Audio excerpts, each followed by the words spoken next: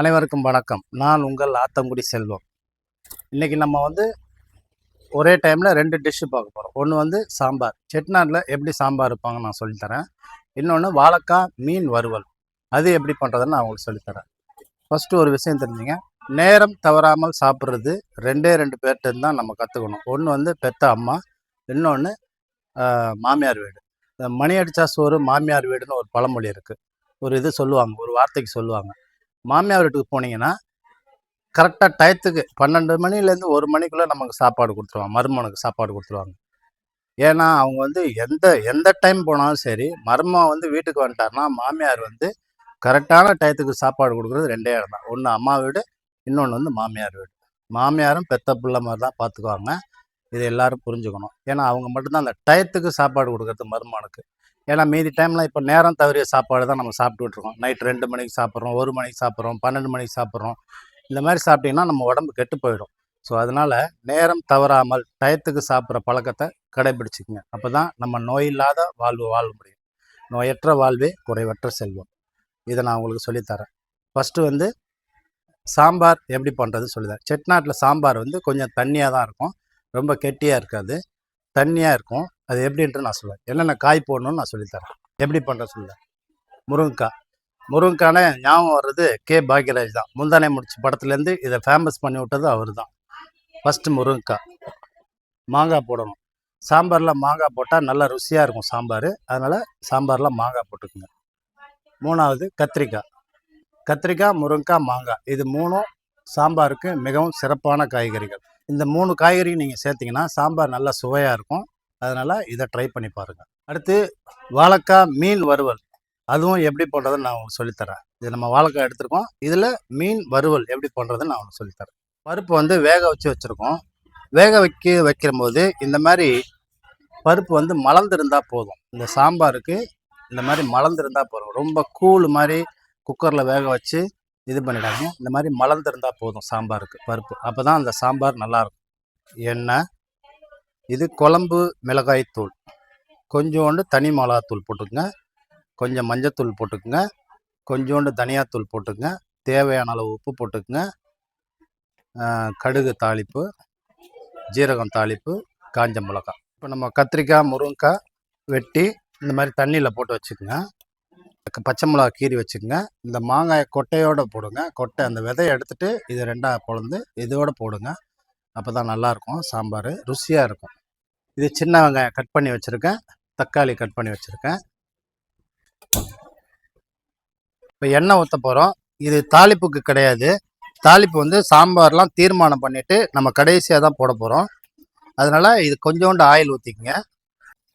சின்ன வெங்காயம் போட்டுக்குங்க, தக்காளி போட்டுக்கலாம்.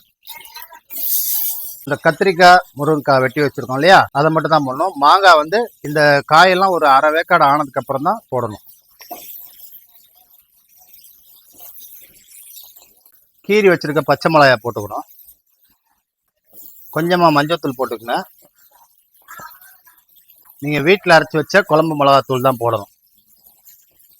கலருக்காண்டி தனி மிளகாத்தூள் கொஞ்சமாக, தனியாத்தூள் போட்டுக்கங்க. காயெல்லாம் வேகணும்.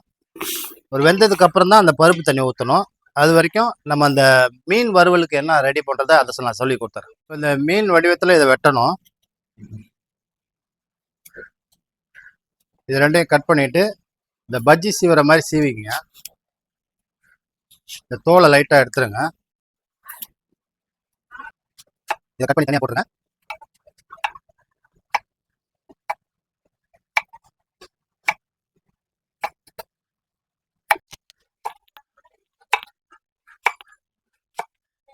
இதை தண்ணிக்குள்ளே போட்டுக்குங்க. இந்த மாதிரி தண்ணியில் போட்டிங்கன்னா கருக்காமல் இருக்கும். அப்படியே வறுக்கிறதுக்கு தேவையான மசாலா பொருட்கள். இது கலந்த மிளகாத்தூள், கொஞ்சோண்டு மஞ்சத்தூள், கொஞ்சோண்டு தனி மிளகாய்த்தூள், கொஞ்சமாக மல்லித்தூள், இது தூள் உப்பு, இது ரவா, இது பூண்டு, இடித்த பூண்டு. இது எல்லாத்தையும் நம்ம என்ன பண்ணோம்னா ஒன்றாக்கிடும். நல்லா பார்த்துங்க. அப்படியே எல்லாத்தையும் ஒன்றாக்கிடுங்க. இதில் தண்ணி எதுவும் ஊற்றிடாதீங்க. மசாலாவை தண்ணி ஊற்றி கலக்க வேண்டாம். இதை சும்மா அப்படி தடவி விட்டாலே போதும். இப்படி மேலே தடவுனாலே போதும். இதில் உப்பு காரம் எல்லாமே சேர்ந்துருக்கும். இந்த மாதிரி தடவி வச்சுக்கங்க. கொஞ்ச நேரம் இது ஊறட்டும். அதுக்குள்ளேயே நம்ம சாம்பார் ரெடி பண்ணிடலாம். முறுக்கெல்லாம் வெந்துருச்சு. ஸோ இப்போ வந்து நம்ம வந்து மாங்காயை போட்டுக்கணும். இந்த பருப்பு தண்ணியை ஊற்ற போகிறோம். அதில் மாங்காயை போட்டாச்சு. பாருங்கள், பருப்பு மலர்ந்து தான் இருக்குது. கொலன்னு கூழ் மாதிரிலாம் இருக்காது. எங்கள் ஊர்லலாம் சாம்பார் தண்ணியாக தான் இருக்கும். இதே மாதிரி மலர்ந்து தான் இருக்கும் எங்கள் ஊரில். நீங்களும் அதே மாதிரி ட்ரை பண்ணுங்கள், நல்லாயிருக்கும் சாம்பார். கொஞ்சமாக புளி தண்ணி ஊற்ற போகிறோம். தேவையான அளவு உப்பு ஆட் பண்ணிக்கோங்க. அவ்வளோதான். இப்போ நம்ம தாளிப்பு ரெடி பண்ணணும். எண்ணெய் ஊற்றிக்கங்க. இந்த சாம்பாருக்கு நம்ம வந்து தனியாக தாளிப்பு போட்டால் நல்ல மணமாகவும் ருசியாகவும் இருக்கும். அதுக்காண்டி தான் நான் தனியாக போடுறேன். நீங்கள் முன்கூட்டியே போட்டிங்கன்னா அந்தளவுக்கு டேஸ்ட் இருக்காது. சாம்பாருக்கு தாளிப்பு மட்டும் எப்போவுமே சாம்பாரை வச்சு இறக்கிட்டு தனியாக தாளிப்பு போடுங்க. கொஞ்சமாக கடுகு போட்டுக்குங்க, கொஞ்சமாக உளுந்து போட்டுக்குங்க, காஞ்ச மிளகா போட்டுக்குங்க, பெருங்காயத்தூள் கொஞ்சமாக போட்டுக்குங்க. போட்டிங்கன்னா இப்போ இந்த சாம்பாரில் இதை ஊற்றிடணும். ஒரு வாட்டி கொதிக்க விட்டு இறக்கிடும், முடிஞ்சிச்சு. எங்கள் மாமியார், எங்கள் அம்மா, எங்கள் அண்ணி எல்லாருமே இப்படி தான் தண்ணியாக தான் வைப்பாங்க. நானும் அதே மாதிரி ட்ரை பண்ணியிருக்கேன். நீங்களும் இதே மாதிரி ட்ரை பண்ணி சாப்பிட்டு பாருங்கள், மிகவும் நல்லாயிருக்கும். இந்த மாதிரி சாம்பார் நீங்கள் சாப்பிட்டு பார்த்து அப்புறம் நீங்கள் கமெண்டில் சொல்லுங்கள்.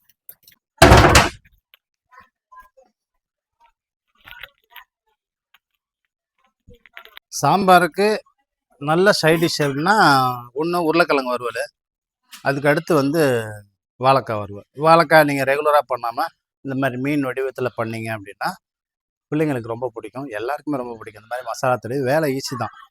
எப்பவுமே ஒரு சமையலை வந்து கஷ்டப்பட்டு பண்ணாதீங்க, இஷ்டப்பட்டு பண்ணுங்கள். நானும் அதே மாதிரி தான் பண்ணுறேன், கஷ்டப்பட்டு பண்ணல, உங்களுக்காண்டி இஷ்டப்பட்டு பண்ணுறேன். அதனால் நீங்களும் இஷ்டப்பட்டு பண்ணுங்கள், சந்தோஷமாக சமையல் பண்ணுங்கள்.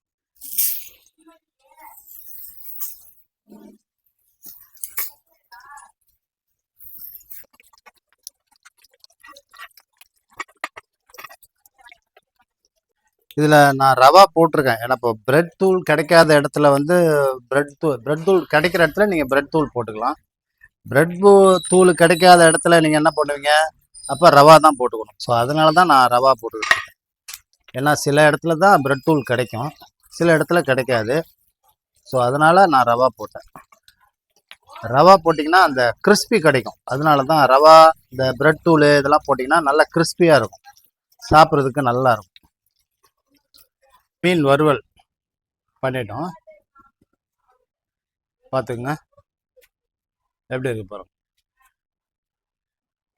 இதை சாப்பிட்டு அந்த சாம்பாரோட சாப்பாடோட சாப்பிடும்போது அவ்வளோ ருசியாக இருக்கும்.